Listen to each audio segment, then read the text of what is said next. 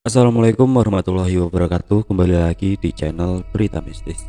Untuk kisah kali ini masih melanjutkan dari kisah yang sebelumnya, yaitu sebuah kisah yang diambil dari KBM dari tulisannya Rianti_INK.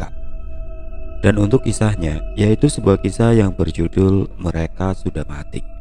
Sebelum kita lanjut ke ceritanya, tekan dulu tombol like video ini dan jangan lupa tekan juga tombol subscribe channel ini. Dan nyalakan juga lonceng notifikasinya agar tidak ketinggalan cerita-cerita baru dari channel ini. Dan bagi teman-teman yang ingin membaca langsung ceritanya, nanti silakan saja kunjungi linknya yang nanti akan saya sertakan di kolom deskripsi. Dan seperti apa untuk kelanjutan kisah ini? Langsung saja kita simak berikut ini.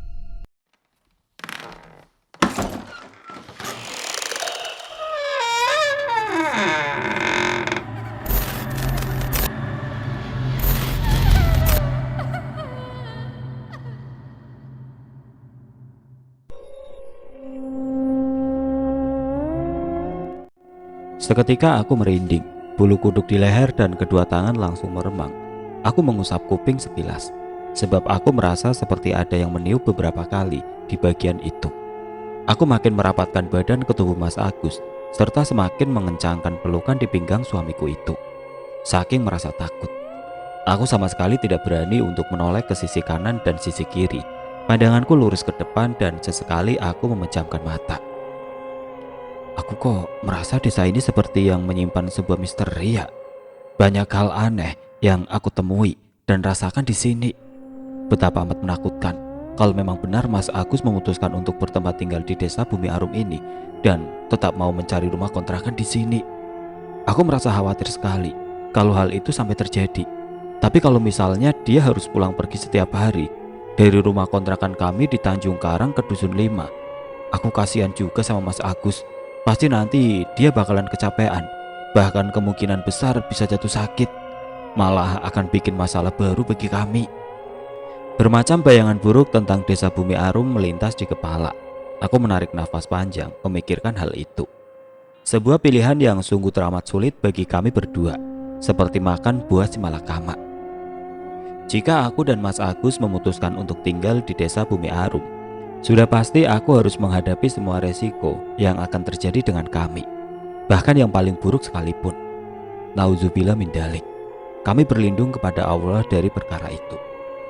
Tapi kalau seandainya aku menginginkan Mas Agus untuk pulang pergi saja setiap hari dari Tanjung Karang ke Dusun 5, aku juga harus siap merasa khawatir dan was-was setiap saat selama suamiku belum sampai di rumah. Ya Allah, hamba mohon, berikanlah petunjuk-Mu padaku dan Mas Agus, agar kami tidak salah melangkah dan memilih. Berikanlah yang terbaik menurut-Mu untuk kami berdua ya Allah. Aku membatin. Aku benar-benar merasa bingung dan hanya berserah diri serta pasrah jalan satu-satunya menurutku yang bisa aku lakukan saat ini. Dek, kamu kenapa? Tanya Mas Agus tiba-tiba sambil memegang erat tanganku, membuat aku agak terkejut. Sebab tadi aku sedang melamun. Mungkin dia merasa kalau aku makin merapat ke tubuhnya dan mempererat pelukan di pinggangnya. Aku nggak apa-apa kok Mas. Agak ngebut aja bawa motornya Mas, biar kita bisa cepat keluar dari desa ini. Takut keburu hujan, nanti malah bakalan tambah susah bawa motornya. Soalnya ban motor lengket sama tanah merah. Jawabku berbohong. Tidak mungkin juga aku mengatakan hal yang sebenarnya pada Mas Agus. Kalau aku sedang merasa ketakutan, memikirkan tentang banyak hal aneh di desa Bumi Arum ini yang seakan menyimpan sebuah misteri dan kemungkinan terburuk yang akan terjadi pada kami berdua saat tinggal di desa ini. Gak apa-apa gimana dek, kamu gak usah bohong. Tadi Mas tanya berapa kali, kamu gak nyaut gitu kok. Mas tahu kok, pasti tadi kamu sedang melamun kan? Makanya kamu gak dengar apa yang Mas bilang. Memangnya apa yang sedang kamu lamunin dek? Tanya Mas Agus sembari menolehkan mukanya sekilas ke belakang. Beneran Mas, sungguh aku gak apa-apa kok. Mungkin tadi aku sedang ngantuk aja waktu Mas nanya, jadi aku gak denger kamu ngomong apa. Udah lihat ke depan aja Mas, gak usah nengok-nengok ke belakang, nanti malah oleng motornya. Jawabku bersikeras seraya menepuk punggung suamiku. Padahal dalam hati aku tersenyum malu karena sudah ketahuan berbohong oleh suamiku. Ya udah, kalau gitu sekarang kamu pegangan yang kenceng ya dek. Mas mau ngebut, biar kita bisa cepat sampai di jalan utama. Tita Mas Agus dengan suara agak keras supaya aku bisa mendengar dengan jelas. Iya mas, kataku sambil merapatkan badan dan menambah erat pegangan di pinggang Mas Agus. Tanpa berkata lagi, Mas Agus lantas menambah kecepatan laju sepeda motornya. Sepanjang perjalanan menuju ke jalan utama, kami tidak saling bicara. Atau lebih tepatnya, aku yang sengaja tidak mengajak Mas Agus bicara, supaya dia berkonsentrasi membawa kendaraannya, agar kami berdua bisa segera sampai di jalan utama dan keluar dari desa Bumi Arum. Desa yang menurut kesan pertamaku amat menyeramkan. Dan benar saja, baru beberapa meter sepeda motor yang kami kendarai meninggalkan batas desa Bumi Arum. Hujan turun dengan derasnya, seperti ditumpahkan dari langit. Hal yang sudah aku khawatirkan sebelumnya waktu kami masih berada di rumah Pak Didi tadi. Beruntung ada sebuah warung bakso yang kami jumpai di jalan. Mas Agus kemudian segera menepikan sepeda motornya ke halaman warung bakso itu yang kelihatan ramai pengunjung. Tampak beberapa buah sepeda motor yang sedang diparkir di depan warung bakso tersebut. Kita berteduh dulu di sini bentar dek, sambil makan bakso, biar agak hangat badannya. Semoga saja hujannya nggak lama, jadi kita bisa langsung lanjut lagi perjalanan, kata Mas Agus, seraya membuka helm dan jaket yang sudah lumayan basah terkena guyuran air hujan. Iya mas, aku pun mengikuti Mas Agus membuka helm dan jaket. Masih beruntung baju yang kami pakai tidak basah kena air hujan. Hanya celana panjang kami saja yang basah kuyup terkena siraman air hujan. Setelah selesai menaruh helm dan jaket di atas sepeda motor, aku dan Mas Agus segera masuk ke ruangan dalam warung bakso tersebut. Kami lalu memesan 2 mangkok bakso kosong dan 2 gelas air teh panas. Setelah itu kami mencari tempat duduk di pojok ruangan. Di dalam warung bakso terlihat lumayan ramai. Beberapa buah bangku panjang yang ada di dalam ruangan berukuran sekitar 48 meter persegi itu hampir semua terisi penuh. Mungkin karena udara yang dingin, jadi memang pas untuk menyantap makanan yang hangat-hangat sebagai penghangat badan. Kamu tadi kenapa dek? Tanya Mas Agus setelah kami berdua duduk. Matanya tajam menatapku penuh selidik. Kenapa apanya mas? Aku balik bertanya, pura-pura tidak paham dengan apa yang dia ucapkan. Padahal aku sudah tahu maksud dari pertanyaan suamiku itu. Tadi, waktu kamu minta mas untuk ngebut, terus pegangan kamu tambah kencang. Kamu kenapa? Kok tiba-tiba kayak gitu? Memangnya ada apa? Jawab Mas Agus, masih sambil menatap tajam wajahku. Oh, yang itu. Ya nggak apa-apa mas, tadi kan sudah aku bilang, aku takut keburu turun hujan aja sebelum kita keluar dari desa Bumi Arum. Dan nyatanya benar terjadi kan apa yang aku khawatirkan. Hujan turun deras banget. Coba kalau kita sekarang masih ada di desa itu, bakalan susah kita berdua bawa motornya. Mana tanahnya tanah merah lagi, kan nempel di roda motor. Mau nggak mau, kita harus turun dan jalan kaki sambil dorong motor. Ucapku panjang lebar, masih tetap tidak mau memberitahu hal yang sebenarnya pada suamiku. Mas Agus menatap kedua bola mataku, seolah sedang mencari kebenaran di dalam kedua bola mataku itu, seraya memegang kedua tanganku. Aku tahu kalau suamiku itu sebenarnya tidak percaya dengan apa yang aku ucapkan. Tapi aku tetap bersikeras untuk tidak mengatakan padanya hal yang sebenarnya aku rasakan. Kamu gak usah bohong sama mas dek, mas tahu kok. Bukan itu sebabnya kamu tadi minta mas untuk ngebut tadi. Ada apa sebenarnya dek? Desak Mas Agus lagi. Dia kian menatapku tajam penuh selidik. Aku menghela nafas dalam. Kalau sudah seperti ini, mau tidak mau aku mesti mengatakan hal yang sebenarnya pada Mas Agus.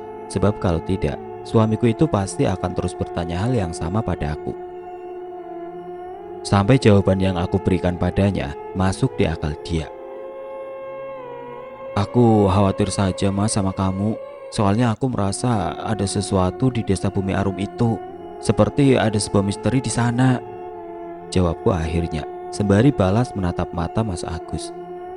Mungkin itu hanya perasaan kamu saja dek, karena kita belum tinggal di desa Bumi Arum. Buktinya, kamu tadi lihat kan, ada papan nama bidan di desa itu. Menurut mas, gak mungkin kalau bidan itu cuma pasang papan nama, tapi dia gak tinggal di situ. Yang tadi itu pasti rumahnya. Nyatanya dia betah kan tinggal di sana. Enggak mas, bukan kayak gitu. Rasanya beda. Bukan karena perasaanku saja, tapi memang menurutku Desa Bumi Arum itu menyimpan sebuah misteri. Entah apa, aku belum tahu, kataku ngeyel. Aku lalu menceritakan saat kami akan pergi ke Dusun 5 dari rumah Pak Kades Iwan. Tiba-tiba saja bulu kuduk ditengkuk dan kedua tanganku berdiri. Aku merasa seperti ada sepasang mata yang mengawasi kami di antara pohon-pohon besar yang tumbuh di sepanjang jalan yang kami lalui. Kemudian ketika kami meninggalkan gedung sekolah, aku merasa seolah ada sesuatu di sana. Dan yang terakhir saat kami pulang tadi, aku seperti melihat lagi ada sesuatu di gedung sekolah itu. Jika tentang orang-orang yang kami jumpai di sana, Bu Wati, Pak Pangat, Pak Didi, dan Bu Lilis, aku melihat semua orang itu tampak aneh. Namun aku tidak tahu apanya yang aneh. Aku juga mengatakan tentang tangan Bu Wati, Bu Lilis, dan Pak Didi yang terasa amat dingin, seperti bongkahan es batu saat aku bersalaman dengannya. Aku sengaja gak bilang sama kamu soal semua itu tadi, waktu kita masih di sana. Soalnya aku takut nanti akan mengganggu konsentrasi kamu, Mas, kataku di akhir cerita. Ya sudah, kalau gitu, masalah ini kita bahas nanti saja kalau kita sudah sampai rumah ya, kata Mas Agus sembari menggenggam jemariku setelah beberapa saat. Aku mengangguk. Iya, Mas. Tidak lama berselang, 2 mangkuk bakso dan 2 gelas air teh panas pesanan kami datang. Kami lantas menyeruput air teh manis itu untuk menghangatkan badan yang basah terkena hujan. Kemudian aku dan Mas Agus mulai makan bakso tanpa ada obrolan lagi di antara kami. Sampai bakso dan air teh kami habis, hujan belum juga reda. Warung bakso tempat kami makan makin ramai pengunjung. Semua kursi yang ada di ruangan sudah penuh terisi. Sebagian besar dari mereka yang makan bakso adalah yang sedang dalam perjalanan dan numpang berteduh seperti halnya aku dan Mas Agus. Gimana ini, Mas? Apa kita mau nekat pulang saja daripada nanti kemalaman di jalan? Tanyaku dengan cemas sambil melihat jarum jam di tangan kiriku. Jarum jam sudah menunjukkan waktu pukul 5:30 sore, sedangkan perjalanan kami ke Tanjung Karang masih lumayan jauh. Mas Agus tampak berpikir. Sesekali dia melihat ke arah luar warung bakso. Nanti kamu sakit, Dek, kalau kelamaan kehujanan di jalan, kata Mas Agus dengan wajah khawatir sambil memandangku. Ya, daripada kita di sini terus, Mas. Kita nggak tahu kapan hujan akan berhenti. Langitnya gelap banget. Sepertinya bakalan lama hujannya. Kan mendingan kita lanjut jalan, Mas. Siapa tahu nanti di tengah jalan hujan bakalan berhenti. Rumah kita masih lumayan jauh loh dari sini. Mas Agus tidak berkomentar. Dia terlihat bimbang. Memangnya Mbak sama Masnya mau pulang kemana? Tanya seorang ibu setengah baya yang duduk satu meja dengan kami. Sepertinya dia sudah lama memperhatikan aku dan Mas Agus. Dan dia mendengar percakapan di antara kami berdua tadi. Kami berdua mau pulang ke Tanjung Karang, Bu, jawabku seraya tersenyum. Si ibu manggut-manggut. Masih cukup jauh. Bakalan lumayan basah kalau kalian mau nekat meneruskan perjalanan, kata si ibu sambil tersenyum. Aku dan Mas Agus kemudian terlibat dalam sebuah obrolan dengan Bu Nurhayati. Nama ibu itu. Ternyata tempat tinggalnya satu arah dengan rumah kontrakan kami. Mas Agus sama Mbak Yanti tadi dari mana? Kok sampai kesorean di sini? Dari Tanjung Karang? Tanya Bu Nurhayati sambil memandangku dan Mas Agus secara bergantian. Wajahnya menampakkan rasa heran. Kami tadi pagi baru dari Dusun 5 Desa Bumi Arum, Bu, jawabku. Tiba-tiba raut wajah Bu Nurhayati berubah. Dia terlihat agak terkejut. Tapi sebentar kemudian sudah tampak biasa lagi. Aku mengernyitkan kening melihat hal tersebut. Ada apa ya, Bu? Tadi saya lihat kok sepertinya Ibu agak kaget mendengar ucapan saya barusan. Tanyaku penasaran. Memang Mbak Yanti sama suaminya ada keperluan apa sampai datang ke Desa Bumi Arum itu? Tanya Bu Nurhayati lagi tanpa menjawab pertanyaanku. Aku kemudian menceritakan apa sebabnya aku dan Mas Agus sampai datang ke Desa Bumi Arum, khususnya Dusun 5.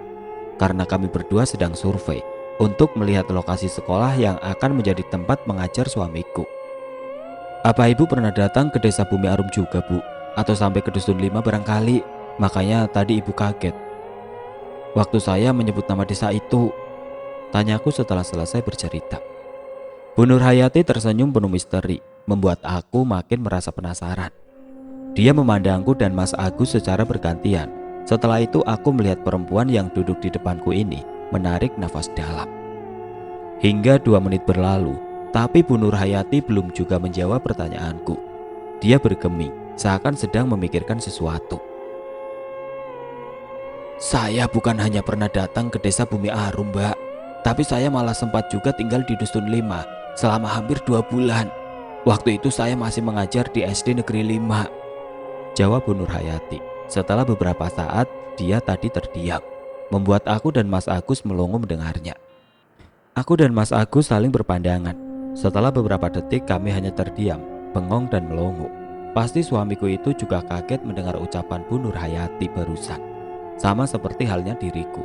Sebab kami berdua sama sekali tidak menyangka kalau perempuan setengah baya yang bernama Bu Nur Hayati itu akan mengatakan hal tersebut.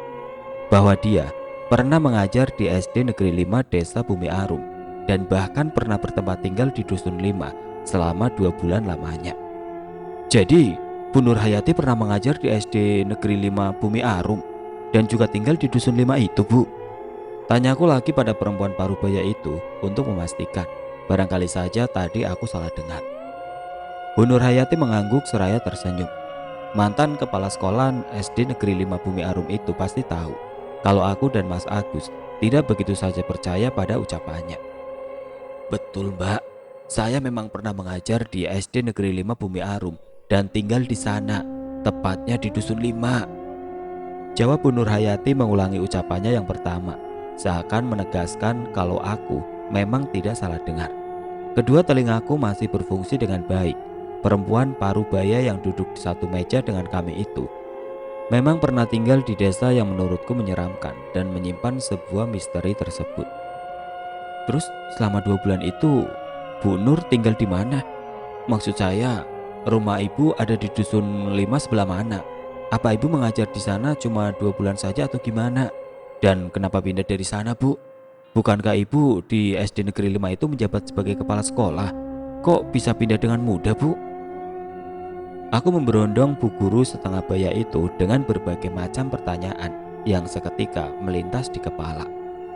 Sebab terus terang saja, aku merasa sangat penasaran.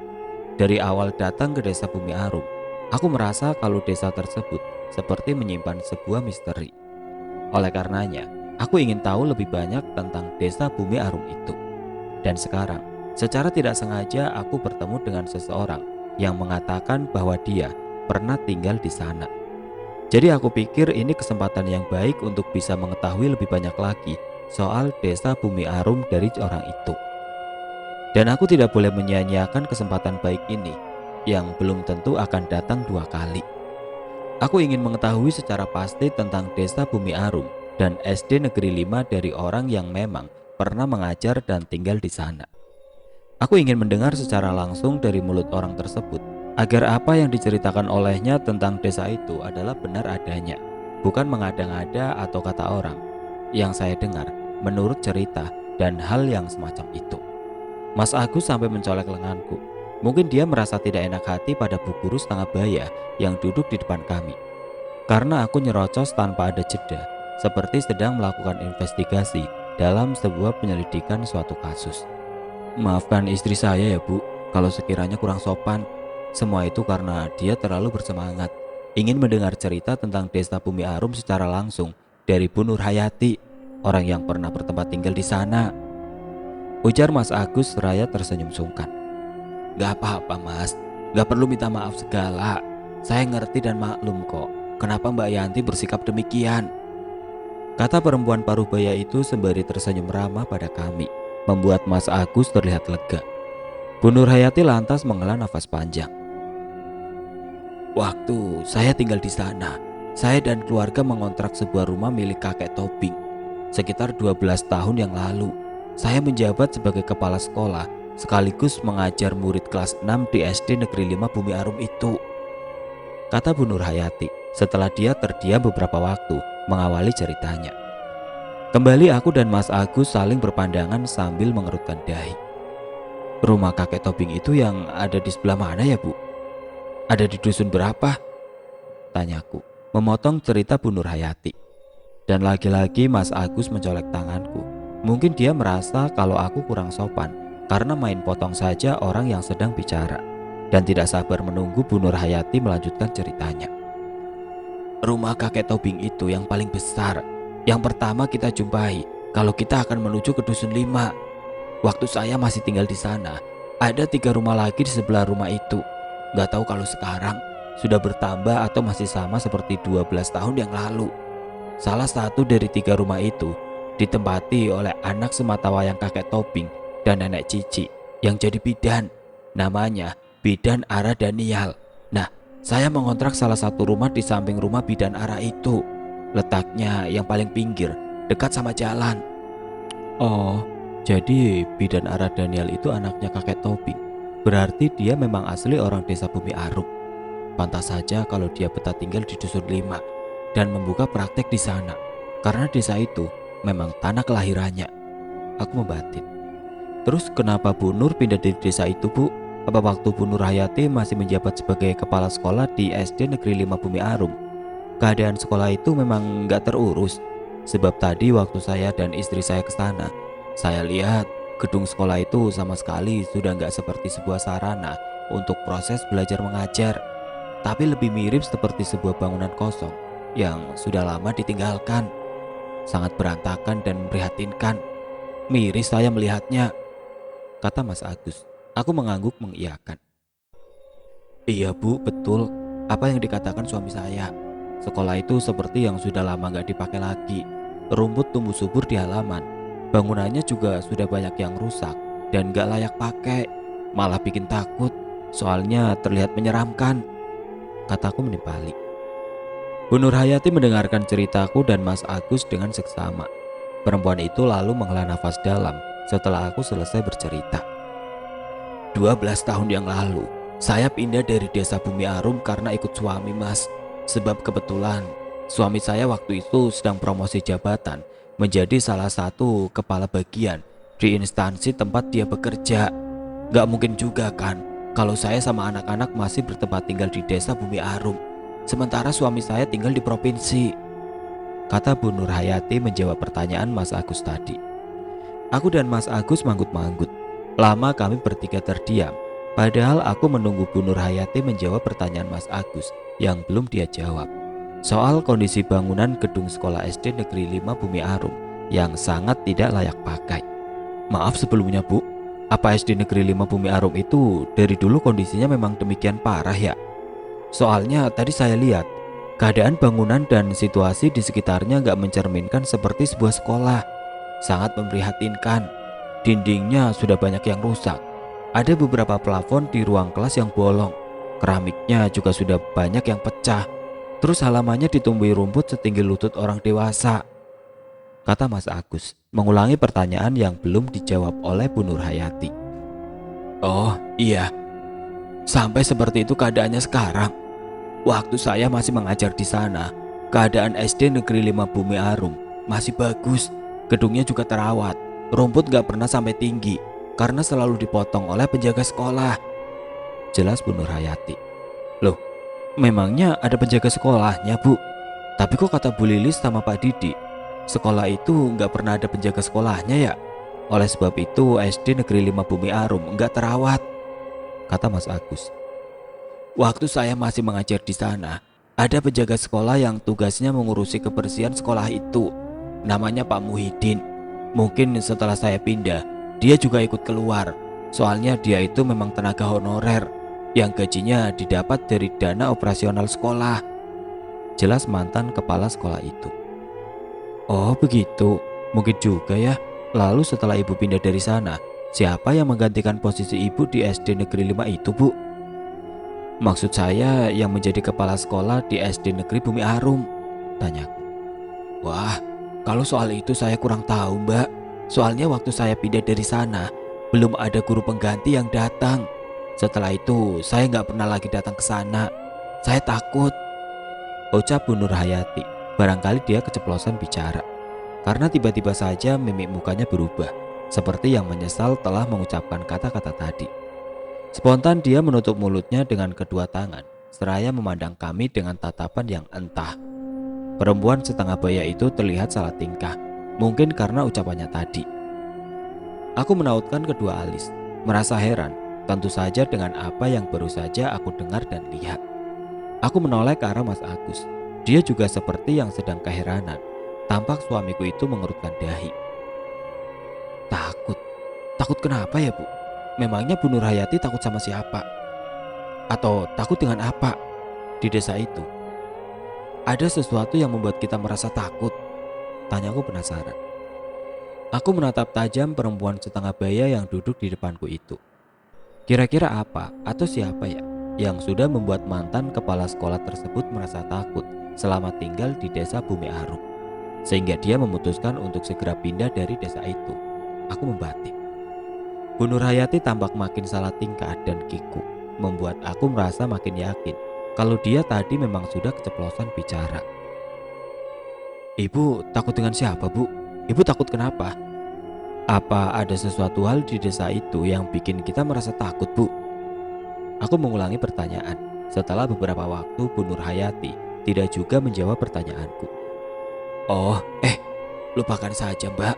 Saya salah bicara tadi, kata Bu Nurhayati sambil berusaha untuk tersenyum. Terlihat sekali kalau dia sedang bingung harus berkata apa padaku dan juga Mas Agus. Aku dan Mas Agus saling berpandangan. Aku yakin kalau Mas Agus juga merasa penasaran sepertiku soal ucapan Bu Nurhayati tadi. Tapi kami hanya diam, tidak berusaha untuk bertanya lebih lanjut pada perempuan yang duduk satu meja dengan kami tersebut. Bu, kita pulang sekarang yuk, hujannya sudah mulai reda, kata seorang pemuda tanggung yang baru datang menghampiri Bu Nurhayati. Mungkin dia anaknya. Oh iya sebentar, kata Bu Nurhayati. Perempuan setengah baya itu lalu beranjak dari tempat duduknya. Dia kemudian membetulkan rok panjang yang dia kenakan, yang terlihat sedikit kusut karena terlalu lama dipakai duduk. Mas, Mbak, saya pulang duluan ya, sampai ketemu lain waktu, pamit Bu Nurhayati pada kami. Iya Bu, silakan, hati-hati di jalan, kataku dan Mas Agus hampir bersamaan. Bu Nurhayati dan pemuda tadi lantas pergi dari hadapan kami. Mas, kita juga pulang sekarang yuk, mumpung udah reda hujannya, ajakku pada Mas Agus seraya bangkit dari duduk. Mas Agus selalu membayar makanan kami. Tanpa menunggu waktu lama lagi, kami pun segera meninggalkan warung bakso tersebut. Baru beberapa meter kami dalam perjalanan, terdengar suara azan maghrib berkumandang dari toa masjid. Kami berhenti sejenak di sebuah masjid untuk mendirikan sholat maghrib. Setelah itu kami pun segera melakukan perjalanan. Sekitar pukul 8:30 malam kami baru sampai di rumah. Bergegas kami mandi dan berganti pakaian, lalu mengerjakan sholat isya berjamaah. Mas, kamu kepikiran gak apa yang tadi Bu Nurhayati bilang? Kira-kira dia itu takut kenapa ya? Atau takut sama siapa? Apa ada sesuatu hal di desa Bumi Arum yang bikin dia merasa ketakutan? Tanyaku saat aku dan Mas Agus bersiap untuk tidur. Iya sih dek, tapi kita ngobrolnya besok lagi saja ya. Sekarang Mas udah ngantuk dan capek banget. Mata rasanya berat, badan kayak yang dipukuli, jawab Mas Agus sambil menguap. Aku tidak menjawab, sedikit agak jengkel sebetulnya. Padahal aku belum mengantuk dan ingin membahas masalah desa Bumi Arum itu dengan Mas Agus. Tapi kasihan juga dengan suamiku. Dia pasti kelelahan karena mengendarai sepeda motor seharian tadi. Aku menoleh ke arah Mas Agus. Ternyata dia sudah tertidur dengan pulas. Padahal baru sekitar 3 menit yang lalu kami bicara. Berarti memang benar dia sangat mengantuk. Aku menatap langit-langit kamar sambil mencoba mengingat kembali apa yang terjadi hari ini. Dari mulai bertemu dengan Busri, penjual es degan pinggir jalan itu. Dia tampak kaget saat kami mengatakan akan pergi ke desa Bumi Arum. Lalu Bu Wati, istri Pak Kades Iwan. Dia pun terlihat terkejut ketika kami bilang akan ke Dusun 5. Dan terakhir Bu Nurhayati yang tanpa sengaja mengucapkan kata takut. Ada apa sebenarnya dengan desa Bumi Arum, terutama Dusun 5 itu ya? Kenapa setiap orang yang kami temui seolah merasa heran dengan tujuan kami datang ke sana? Apa sebenarnya yang sudah terjadi di desa itu? Bermacam pertanyaan singgah di kepala.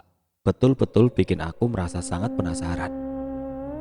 Belum lagi jalan menuju ke Dusun 5 itu sangat menyeramkan menurutku. Pohon-pohon besar yang tumbuh di sepanjang jalan dan tidak ada satupun rumah yang berdiri di sana. Dan yang paling membuatku merasa takut adalah SD Negeri 5 Bumi Arum, di mana Mas Agus akan mengajar di tempat tersebut. Aku merasa seperti ada sesuatu di sekolah tersebut. Aku menghela nafas panjang. Kepalaku terasa agak berdenyut, mungkin karena habis terkena air hujan cukup lama. Ditambah lagi memikirkan semua yang baru saja kualami. Jarum jam di dinding sudah menunjukkan waktu hampir pukul setengah 12 malam. Tapi mataku belum juga bisa terpejam. Sementara Mas Agus sudah tertidur dengan nyenyaknya.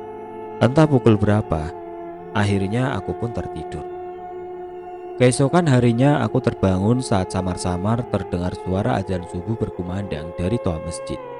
Perlahan aku membuka mata, lantas melihat ke arah jam dinding yang menempel di atas meja rias, yang posisinya tepat di depan tempat tidur kami. Waktu sudah menunjukkan pukul setengah 5 pagi. Sejenak aku menggeliat, merentangkan kedua tangan ke samping kiri dan kanan bergantian, lalu mengangkatnya ke atas sambil mengaitkan semua jari jemari. Seluruh badanku terasa pegal sekali pagi ini, dan kepalaku masih terasa agak berdenyut, karena seharian kemarin duduk di atas jok sepeda motor dan malamnya kehujanan saat akan pulang. Aku lantas menoleh ke arah Mas Agus yang tidur di sampingku. Suamiku itu tampak masih tertidur dengan nyenyak, pasti karena terlalu lelah kemarin. Dia seharian mengendarai sepeda motor memegang stang, yang sudah pasti butuh konsentrasi penuh agar tidak terjadi insiden kecelakaan lalu lintas di sepanjang jalan yang kami lalui. Perlahan aku beranjak dari tidur, lalu duduk di tepi ranjang. Sejenak aku menunggu sampai nyawa terkumpul semuanya, seraya sesekali menguap dan mengucek mata, karena memang masih agak mengantuk. Sebab biasanya setiap hari aku pasti tidur siang, walaupun waktunya hanya sekitar setengah jam. Yang penting badan ini bisa beristirahat sejenak dari kesibukan pekerjaan rutin sehari-hari sebagai ibu rumah tangga. Agar saat bangun, tubuh sudah fresh lagi dan siap untuk memulai aktivitas kembali. Tapi kemarin seharian aku sama sekali tidak bisa beristirahat. Bagaimana mau bisa istirahat kalau dari pagi hingga malam hari, aku dan Mas Agus berada dalam perjalanan dan lebih banyak duduk di atas jok sepeda motor. Mas, bangun. Bangun mas, sudah adzan subuh mas. Mas Agus, bangun, sudah adzan subuh.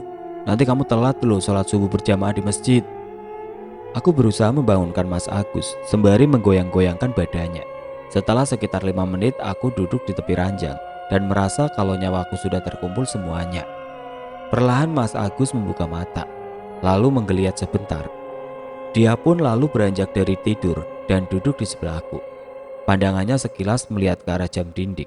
Tampak sekali dia menguap sambil memejamkan mata. Mungkin Mas Agus juga masih merasa agak mengantuk. Sekitar 3 menit lamanya kami saling diam. Setelah itu kami segera bergantian pergi ke kamar mandi untuk mengambil air wudhu. Aku kemudian mendirikan sholat subuh, sementara Mas Agus berangkat ke masjid yang tempatnya tidak jauh dari rumah kontrakan kami. Suamiku itu memang selalu sholat berjamaah di masjid setiap hari pada waktu subuh, maghrib dan isya. Sedangkan saat sholat zuhur dan asar, dia mendirikan sholat di musola sekolah. Kecuali jika hari libur, dia akan full sholat berjamaah di masjid yang ada di dekat rumah kontrakan kami. Dek, tolong kamu siapkan baju kerja mas untuk hari ini, seperti biasanya ya. Tita Mas Agus setelah dia pulang sholat subuh dari masjid. Loh, memangnya mas hari ini masih mau berangkat kerja? Bukankah mas udah dapat SK penempatan?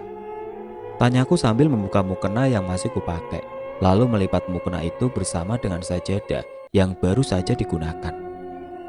Ya masih dong dek, kan surat tugas mas yang untuk mengajar di SD Negeri 5 Bumi Arum belum keluar. Baru surat keputusan dari pusat dan surat penempatan dari provinsi saja yang mas terima. Nanti kalau surat tugas itu sudah ada, baru mas minta izin untuk mengundurkan diri dari sekolah yang sekarang. Jelas Mas Agus, seraya menaruh sarung dan sajadah yang baru saja dia pakai di tempat semula. Mas Agus selalu duduk di tepi tempat tidur. Aku manggut-manggut. Oh gitu, aku kira mas sudah gak akan lagi masuk kerja di sekolah yang sekarang. Ya sudah, kalau gitu sekarang aku buatkan makanan dulu untuk kita sarapan. Kamu mandi aja dulu mas, kataku sembari beranjak dari duduk. lalu menuju ke lemari pakaian untuk menyiapkan baju seragam kerja yang akan dikenakan Mas Agus hari ini. Setelah selesai, aku kemudian keluar dari kamar, sedangkan suamiku segera pergi mandi. Aku berjalan menuju ke dapur untuk membuat sarapan. Beruntung masih ada sayuran dan bahan lain yang tersisa di dalam kulkas. Karena aku pikir hari ini Mas Agus sudah tidak akan berangkat mengajar lagi di sekolah yang lama. Jadi aku sengaja tidak belanja sayur kemarin. Sebab rencananya hari ini aku akan minta diantar berbelanja ke pasar, sekalian untuk stok beberapa hari seperti biasanya. Aku membuat tumis tahu putih dicampur dengan daun sawi hijau dan tauge serta irisan wortel. Itu makanan kesukaan Mas Agus. Aku juga menggoreng daging ayam kampung dan telur dadar. Tidak lupa aku juga membuat secangkir air kopi instan. Bersamaan dengan aku rampung menyiapkan semua menu sarapan, Mas Agus juga sudah selesai mandi dan berpakaian rapi. Kami lantas sarapan bersama. Aku dan Mas Agus sudah menikah selama hampir 1 tahun lamanya. Setelah 1 bulan aku lulus dari sebuah akademi kebidanan yang ada di provinsi. Tapi kami belum diberi momongan. Mas Agus juga tidak memberikan aku izin untuk bekerja, sebab dia ingin aku full mengurus rumah tangga kami. Biar Mas saja yang kerja cari uang, kamu tinggal di rumah aja ngurus suami dan anak. Insya Allah Mas bisa dan mampu memenuhi semua kebutuhan kamu selama masih dalam batas wajar. Sudah jadi kewajiban Mas untuk mencari nafkah sebagai kepala keluarga dan memenuhi semua kebutuhan rumah tangga kita. Seperti itu jawaban Mas Agus ketika aku pernah bertanya padanya, kenapa dia tidak memberikan aku izin untuk bekerja seperti teman kuliahku yang lain. Karena biar bagaimanapun, dalam hati kecilku, aku juga ingin bekerja, mempraktikkan ilmu yang aku dapat selama duduk di bangku kuliah. Namun sebagai seorang istri, aku wajib mentaati semua perintah suamiku, selama itu benar dan tidak melanggar syariat. Akhirnya, begitu aku dan Mas Agus resmi menjadi sepasang suami istri, aku juga resmi menyandang gelar sebagai ibu rumah tangga sampai saat ini. Dan hal tersebut tidak pernah aku sesali. Aku menjalankan peran baruku itu dengan senang dan sepenuh hati. Kedua orang tuaku pada awalnya meminta aku dan Mas Agus untuk tinggal di rumah mereka setelah kami menikah. Begitu pula dengan kedua orang tua Mas Agus yang menginginkan anak dan menantunya tinggal di rumah mereka. Karena kebetulan kami berdua adalah anak tunggal. Tapi aku dan Mas Agus lebih memilih untuk mengontrak rumah sendiri agar bisa mandiri dalam segala hal, tidak selalu bergantung pada kedua orang tua kami masing-masing. Meskipun pada awalnya kedua orang tua kami melarang, namun akhirnya mereka menyetujui keinginan kami. Setelah kami beri penjelasan kenapa kami berdua ingin tinggal di rumah kontrakan saja.